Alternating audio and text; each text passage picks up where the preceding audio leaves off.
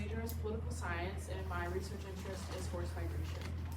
The United Nations Human Rights Council defines forced migration as someone who is unable or unwilling to return to their country of origin, owing to a well-founded fear of persecution due to reasons of religion, race, nationality, political opinion, or membership of a particular social group. Forced migrants include refugees and internally displaced persons. Refugees are people who have been displaced and have crossed the international border, while IDPs are those who are displaced but are still inside their home country. Now you might be thinking to yourself, wow, that's awful, but why should it matter to me? Over the last 10 years, the number of forced migrants has more than doubled, from 40 million to over 80 million. Most of these refugees are still awaiting resettlement in camps, as less than 1% of them have been resettled into a third country. Once resettled into a third country, such as the United States, refugees face major challenges integrating into a new society. However, there is a massive gap in literature when it comes to understanding the integration of South Asian refugees into the United States. This is the focus of my research. The goal of my research is to identify factors that affect integration of resettled refugees into their new societies. Specifically, what explains why some South Asian refugees are successfully integrating into American society while others are not. Using the case of newly resettled Bhutanese refugees, my research analyzes the impact of demographic, socioeconomic, and political factors on the integration of refugees in Michigan. For my research, I argued individuals' willingness to allow their child to marry American is a true measure of integration into American society. While this may not be the most accurate measure of integration, we argue that refugees who support intermarriage with Americans are willing to accept American culture and feel that they belong to American society. Intermarriage across ethnic groups is a characteristic of American culture, but is forbidden in many South Asian cultures, including the Bhutanese Nepali. Based on my theory, I developed some hypotheses. While not all resettled refugees might be willing to support intermarriage, I hypothesize those who came with a higher level of education will be more likely to support intermarriage. Additionally, older generations are typically more traditional and have stronger cultural ties to their native country, which led to my second hypothesis: respondents of higher age are less likely to support intermarriage. Also, those with higher incomes tend to have more external contacts outside of their ethnic community, which leads to my third hypothesis: respondents with higher income are more likely to support intermarriage.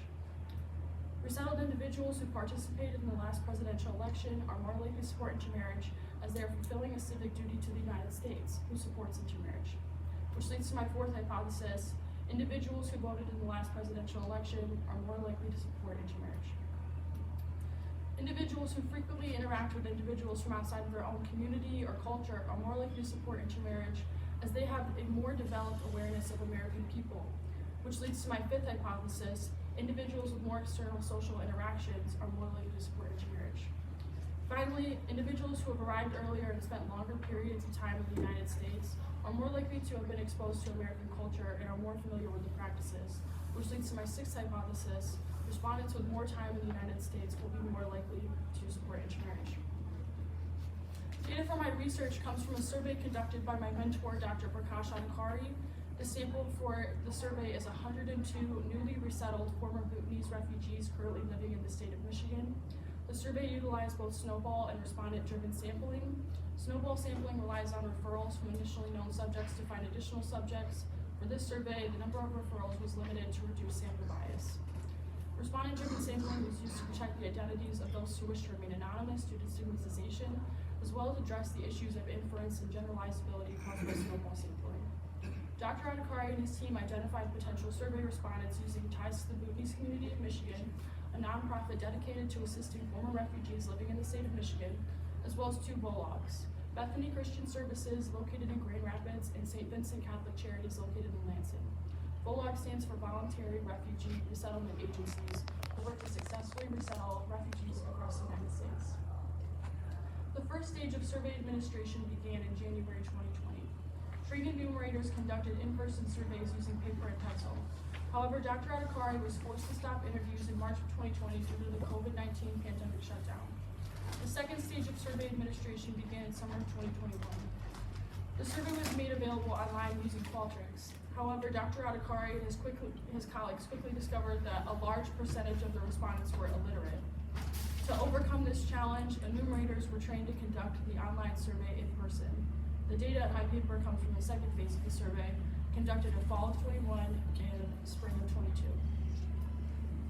The dependent variable integration in my research is a dichotomous measure of whether or not resettled refugees were willing to allow their children to marry someone of American nationality. Respondents were asked, would you allow your child to marry an American? A positive response is coded as 1, negative is 0. My independent variables are age, net annual income in US dollars, whether respondents voted in the last presidential election, social network, and year of resettlement to the United States. Our sample size of 102 is not large enough to conduct empirical analysis, so currently I am just presenting results from cross-tabulations. First, using a chi-squared test, I found the difference in attitudes towards intermarriage to be statistically insignificant between those whose monthly income exceeded $3,000 per month and those whose monthly income was less than $3,000 per month. Next, using a chi-squared test, I found the difference in attitudes towards intermarriage to be statistically significant between those who did vote in the last presidential election and those who did not vote in the last presidential election. Of the respondents who voted in the last presidential election, 72% would allow their child to marry an American. I argue this can partly be explained by the fact that only former refugees who have naturalized into American citizens have the right to vote, although further research needs to be done in this area. Also, using a chi-squared test, I found the difference in attitudes towards intermarriage to be statistically insignificant between those who have spent more than 10 years in the United States and those who have spent less than 10 years in the United States. Then, using a chi-squared test, I found the difference in attitudes towards intermarriage to be statistically significant between those who had received at least some formal education prior to arrival in the United States and those who did not. Of those who had not received any formal education prior to arrival, 76% would not allow their child to marry an American. While of those who had received at least some formal education prior to arrival, 73% would allow their child to marry an American. Next, using a chi-squared test, I found the difference in attitudes towards intermarriage to be statistically significant between those who had interacted with people outside of their own social group and those who had not interacted with people outside of their own social group. Of those with external social interactions, 75% would allow their child to marry an American, while of those without external social interactions, 61% would not allow their child to marry an American.